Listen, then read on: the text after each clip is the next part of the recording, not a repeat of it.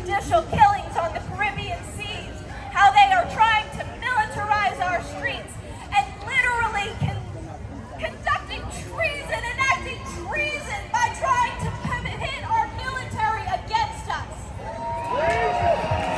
And yet they will not give us the remedy. Well, here the hell is the remedy.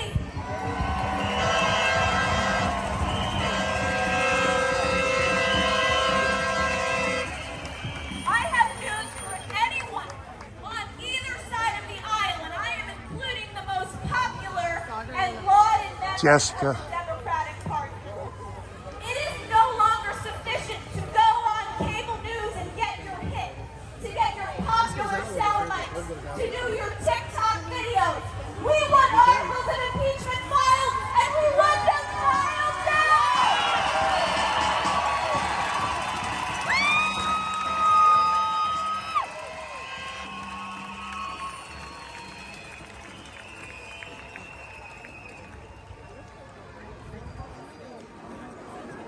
It is not sufficient to have one lone member of Congress filing articles of impeachment. Representative Al Green promised to us 2 days ago at the beginning of renewal regime that he would do this before Christmas. I'm putting every single member of Congress on notice. And they better file their own before Christmas too!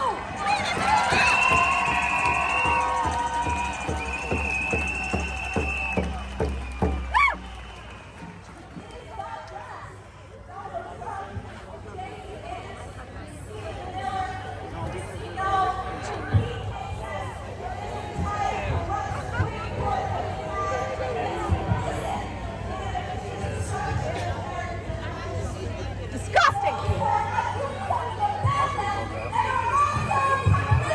That's right! Take away their makeup! Pieces of shit! Take away their makeup chairs!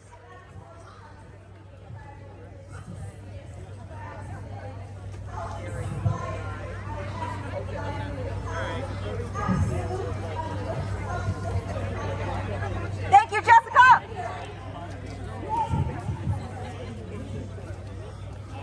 Right.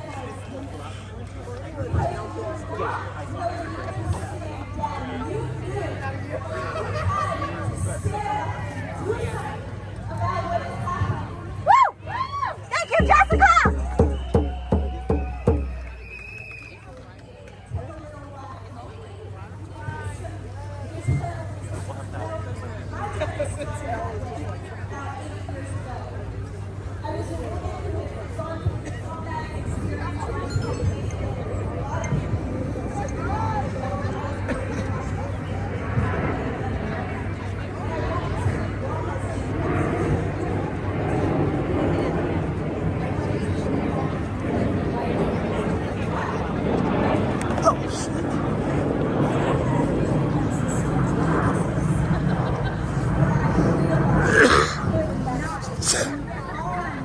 My life without taking action for what had happened.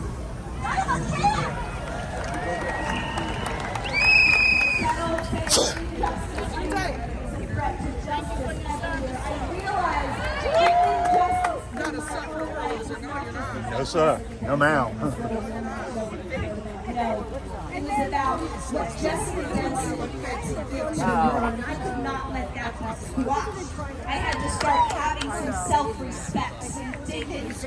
And you are all here today because you have self-respect. You have dignity. You love yourself and you love this country.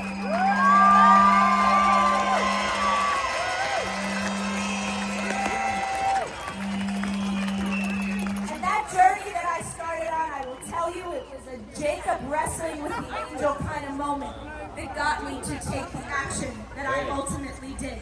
That got me to engage in the legal battle that confronted, in the end, invalidated every single illegal non-disclosure agreement that he had his staffers sign in 2016. One, I will tell you that countless people, countless lawyers, countless strategists and political experts told me was impossible. Told me would never happen. And yet the only reason I am here today is because I trusted that divine guidance. I had faith and I never doubted the victory of truth. I'm asking every single one of you to not doubt our victory in this moment. I want you to claim our victory in the midst of the battle. Can we claim it?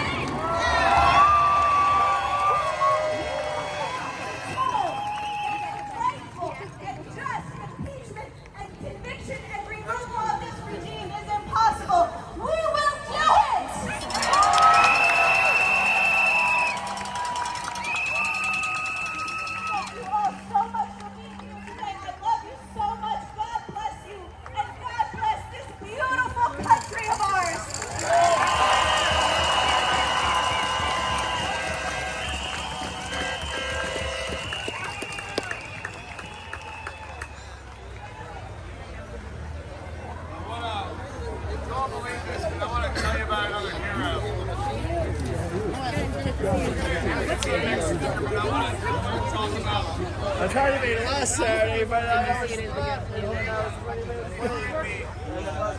was holding the seed on a commit sign. She finished chemo treatment 15 minutes before she got on the bus to come here. That's chemo shit right there, ladies and gentlemen. And I know there's 1,000 other stories like that in this crowd. A lot of people keep saying, oh, we impeached him twice and it didn't work. And I remind them of the old saying that we all say in this country, if at first you don't succeed, give up. Remember that? Me neither. We made a lot of mistakes in this country. This country's made a lot of mistakes around the world. We've made a lot of mistakes in how we treat each other. This country does not give up. This is not a country of losers. It's a country of fighters. And we aren't going to go back to normal. We're not going to go back to what was. We're going to build something better than we've ever had. We're going to be what this country has always espoused to be. This next hero, I'm a big fan of as well. He's a January 6th Capitol Police officer. He's one of the nicest guys I've ever met in my life at No Crossing. I listen to him every week on the Cleanup on Aisle 45 podcast. I'm a patron and you should be too, because none of this work is free. We're all doing it because we feel like we have to, but we still gotta buy those expensive eggs that everybody talks about. Give it up for the incredible Harry Dunn.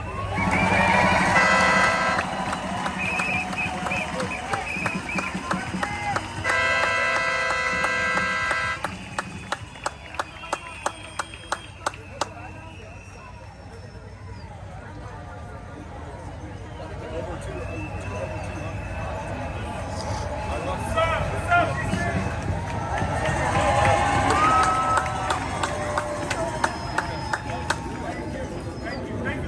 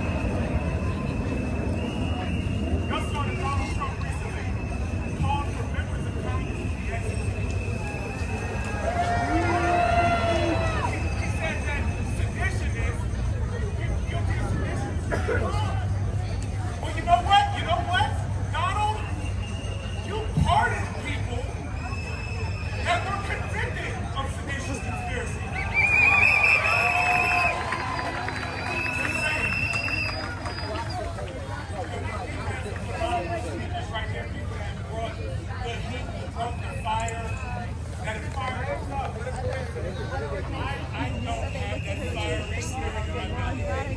Can I be honest and transparent with y'all? I'm tired.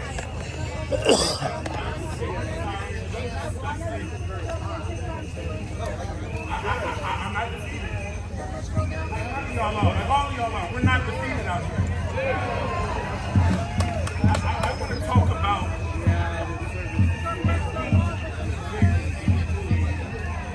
Listen, on January 16th, we did our job. The other officers, but there are hundreds of other officers whose faces that you'll never know. And you know what? They served their country, they did their job. While Congress said,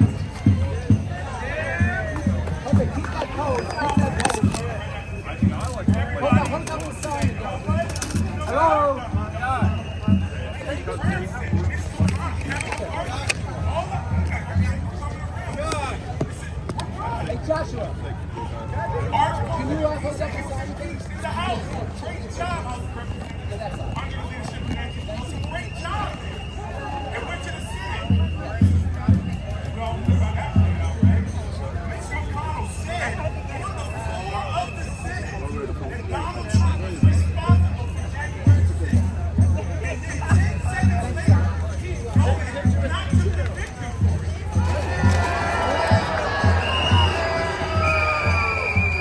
So we talk about these institutions and how these institutions have failed us. Failed me. This shit's personal, y'all. It failed me. All y'all get in good trouble up there, right? Shout out to John Lewis.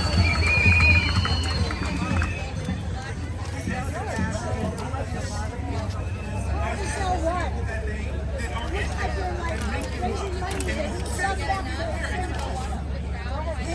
Better job. We need to do a better job. We need to be louder, and we need to tell them that they work for us, and if they're not doing the job, get the hell out of there.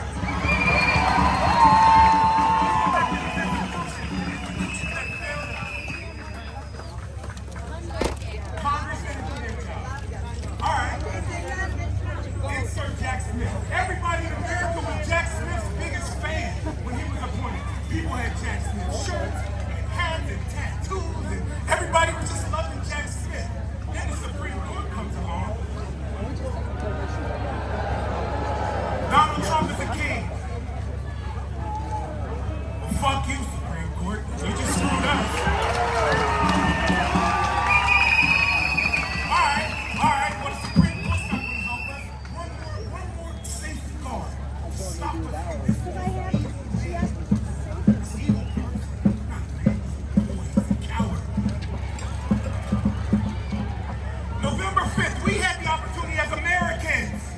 We had the opportunity to stand up and say we are better than this. We don't accept rapists. We don't accept felons. We had an opportunity to do that. And what did we do? It's okay. Let's have a heart-to-heart moment right now. We failed the assignment, right? Not y'all. Not y'all. Everybody else, all of them. We had an opportunity to do something about it, and we didn't. And I, like many of you all, on election day was defeated. I felt hurt. A knife to the chest. I felt it. I went in there, I grabbed my pillow. Anybody else, y'all? There you go. But look, where are we at right now? The day goes on, the year goes on, our feelings, it doesn't stop because our feelings are hurt. We always show up, our resiliency, that's what this is about right now. Resiliency, showing up, meeting the moment. And all of you all are here right now. That's more than half the battle, showing up. Harry Dunn is growing a beard and mustache. I'm not one to gaslight people. I don't know how this is going to play out, but I do know one thing.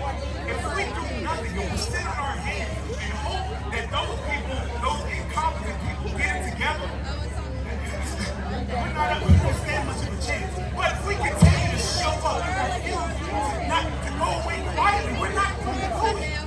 We're going to always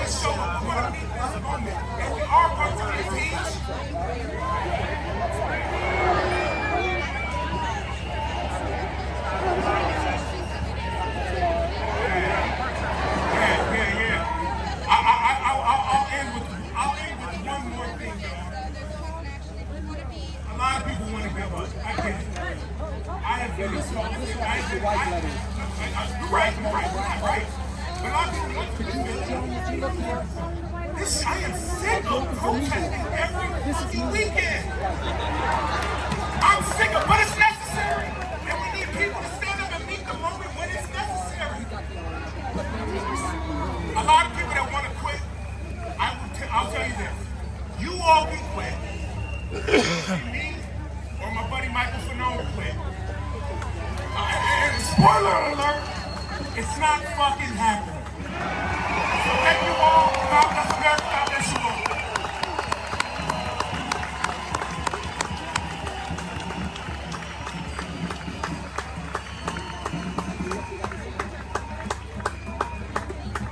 Ladies and gentlemen, Harry Dunn. I want to say a couple of words while the band is getting ready.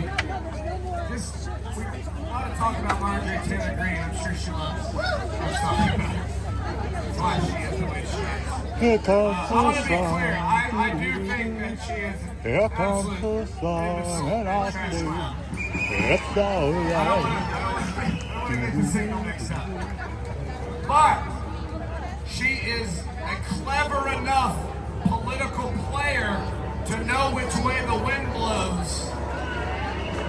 And she knows that this ship is sinking.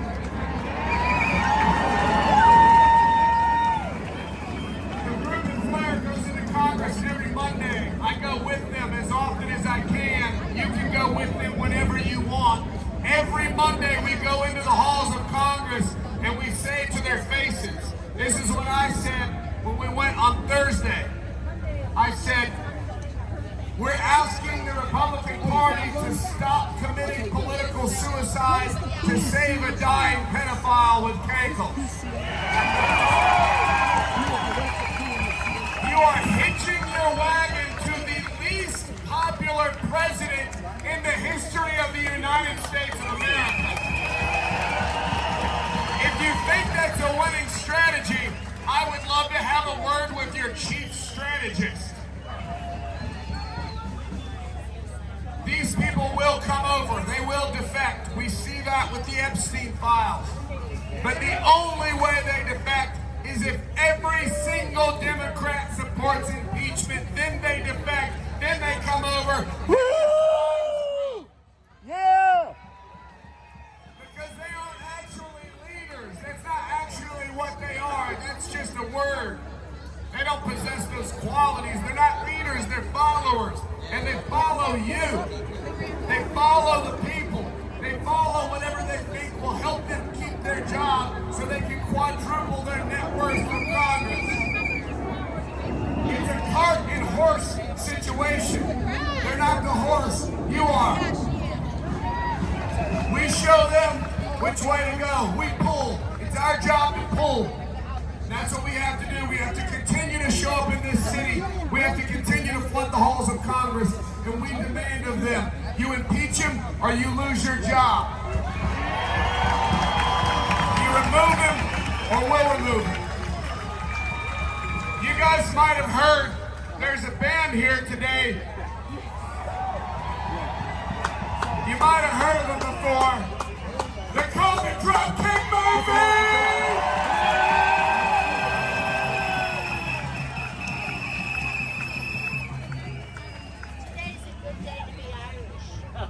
Hey, what's up, everybody?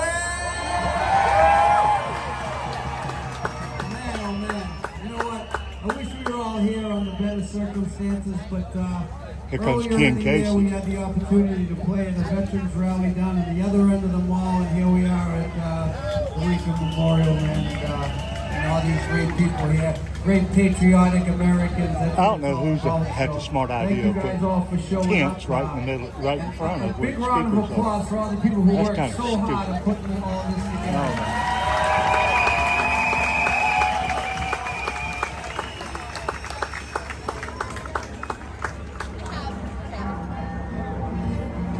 No, There we go. Who was here for our sound check? We broke the record for the world's most attended sound check, I think.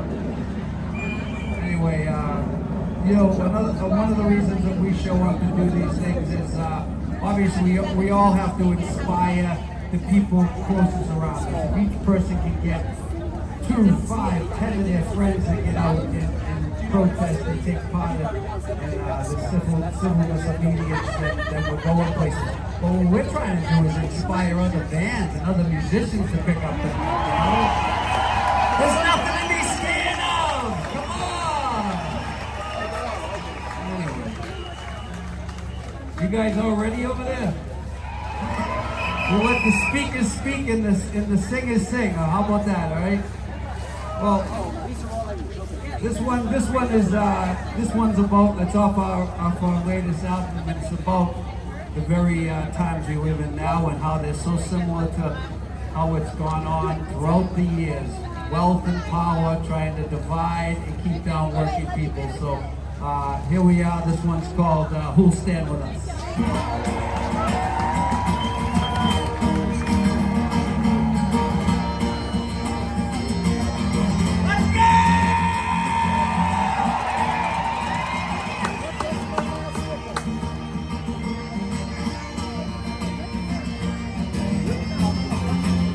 Throughout centuries in every country we faced the wrath and felt the pain of the tyrant's sword and the henchman's boot for another rich man's gain. In the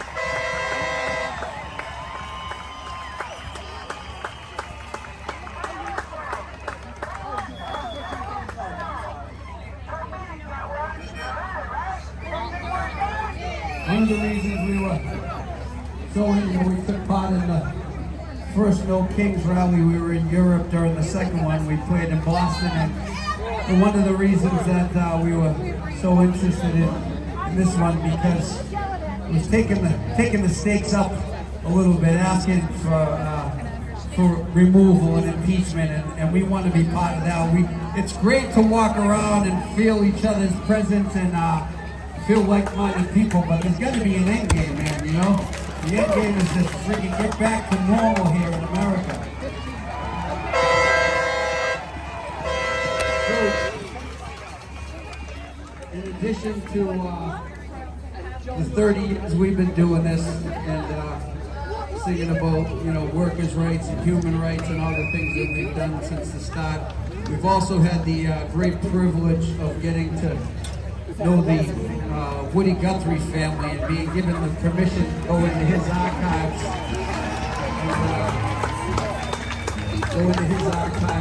and take, you know, as he died an untimely death, and he left behind a lot of lyrics that never got put to music. So I wish we could play that one. We need the full band for that one. We got to know the family. Quick story: Woody Guthrie's grandson, Cole, as a teenager, he had a poster on his wall, and his mom walked in, Nora, Woody's daughter, who runs the archives, and she said, "What's that band all about?" And the grandson said, "That's a band called Dropkick Murphys. I think Grandpa would have liked them," and that led to, you know, this relationship with the family. And a gentleman just yelled out for us to do this song called "Dig a Hole," and on that particular song, on "Dig a Hole," there was actually an old recording of Woody singing it, and we were singing along with it in the studio, and you could hear Woody's voice in there. We're singing along, and you look over, and we had his grandson in there singing backup vocals with us, and it was generations. But you know what the problem is? Generations later, century later, it's still the same shit. Woody would be rolling over in his grave if he knew we had it. Oh, maybe he'd be expecting that it would still be this fight. So we gotta fight every day is the moral of the story. Anyway, this one's a lyric of Woody's called "The Last One," and it's old, so keep this in mind. It goes out to all the working men and women